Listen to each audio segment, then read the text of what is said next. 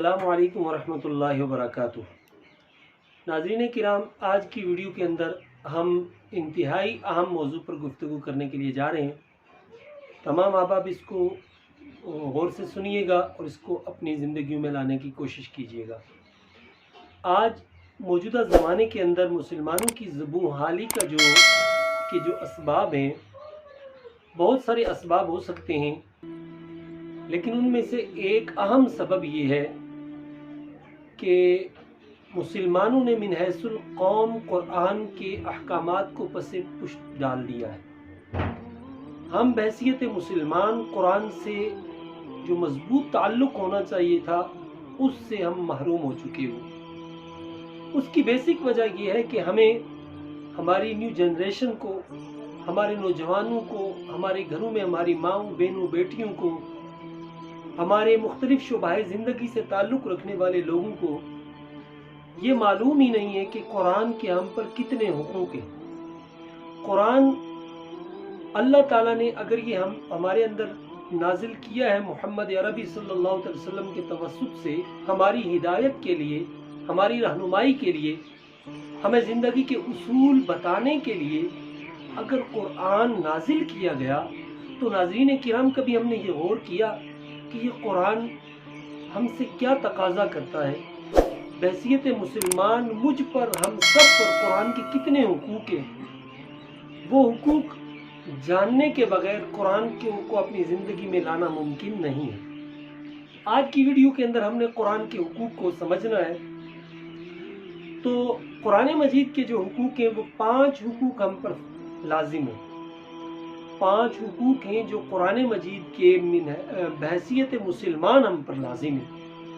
ان میں سے پہلا حق ہے ایمان و تعظیم، کہ ہم میں سے ہر ایک قرآن مجید کے اوپر ایمان رکھتا ہے، ایمان لائے، دل و جان سے اس کو مانے، اس کے احکامات پر عمل کرے اور اس کی تعظیم کرے، اس کی توقیر کرے، اس کی عزت کرے، احترام کرے۔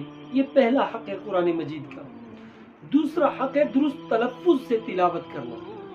قرآن مجید فرقان حمید کے ایمان لانے کے بعد درست تلفظ سے تلاوت کرنا، یہ قرآن کا دوسرا حق ہے۔ تو ناظرین کرام، کیا ہم اگر غور کریں تو ہمارے اندر کتنے ایسے لوگ ہیں، کتنے پرسنٹ ایسے لوگ ہیں جو قرآن پاک کا یہ حق ادا کرتے ہیں؟ کیا ہم قرآن پاک کو صحیح مخارج کے ساتھ، اصول و ضوابط کے ساتھ اور تجوید کے قواعد کو مد نظر رکھتے ہوئے ہم قرآن پاک کی تلاوت کرتے ہیں؟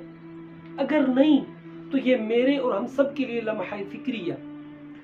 تو آئیے ہم یہ بھی کوشش کریں کہ ہم قرآن پاک کو درست تلفظ سے پڑھنے کی کوشش کریں۔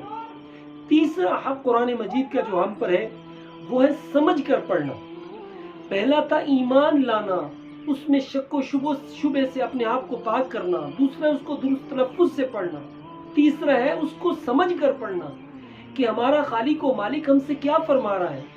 اس نے یہ جو پیغام ابدی ہمیں ہماری طرف بھیجا ہے، اس میں ہمارا رب ہم سے کیا خطاب فرما رہا ہے۔ تو قرآن کو سمجھنا یہ موقوف ہے درست پڑھنے پر۔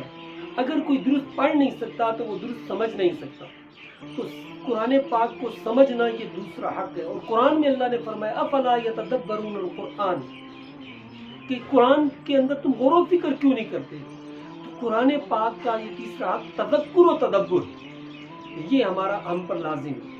چوتھا حق ہے کہ جس قرآن پر ہم نے ایمان لایا، جس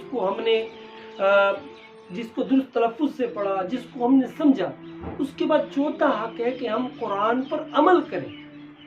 اپنی زندگی کے شب و روز، اپنے معاملات، اپنی معاشرت، اپنی سیاست، اپنے تمام زندگی کے شعبوں میں قرآن کو ترجیح دیں، قرآن کے احکامات پر عمل کریں۔ قرآن کو ہم صرف الماریوں میں سجانے تک نہ رکھیں۔ قرآن یہ آفاقی پیغام تھا۔ قرآن یہ اللہ کی محبت ہے، قرآن یہ اللہ کی رحمت ہے، قرآن یہ اللہ کا انعام ہے جو اس نے ہم پر نازل فرمایا۔ تو قرآن کو اپنی زندگیوں میں لانے کے لیے آسان پلان ہمارے پاس ہونا چاہیے۔ ہم کس طرح قرآن پر عمل کر سکتے ہیں؟ تو یہ چوتھا حق ہے قرآن کو سمجھنے کے بعد اس کو اپنی زندگی میں نافذ کرنا۔ تو ناظرین کرام، 5واں حق جو قرآن کا ہم پر ہے، وہ جس قرآن پر ہم ایمان لائے، جس کو درست تلفظ سے پڑھا، جس کو ہم نے سمجھا، جس پر ہم نے چل کر اپنی زندگیوں کو درست راستے پر گامزن کیا، ہدایت کے راستے پر گامزن کیا، اس قرآن کے پیغام محبت کو دوسروں تک پہنچانا، اس قرآن کے پیغام کو، اس قرآن کے محبت والے معدہ جاں فضا کو حضور کی امت تک پہنچانا، حضور کی امت کو قرآن کے ذریعے ہدایت کی طرف لے کے آنا، حضور کی امت کو قرآن کے ذریعے اصلاح کی طرف لے کے آنا، حضور کی امت کو قرآن کے پیغام کے ذریعے ان کے درمیان محبت کو پھیلانا، نفرتوں کو مٹا دینا۔ تو ناظرین کرام، یہ 5 حقوق ہیں۔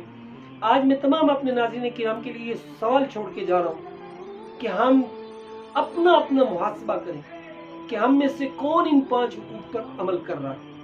اگر ہم میں کسی جگہ پہ کوئی کمزوری ہے تو اس کو دور کرنے کی کوشش کریں گے انشاءاللہ، اور نبی رحمت صلی اللہ علیہ وسلم کی امت کے لیے آسانیاں پیدا کریں گے، قرآن کو اپنی زندگیوں میں لے کے آئیں گے۔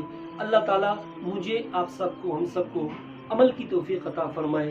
السلام علیکم ورحمۃ اللہ وبرکاتہ۔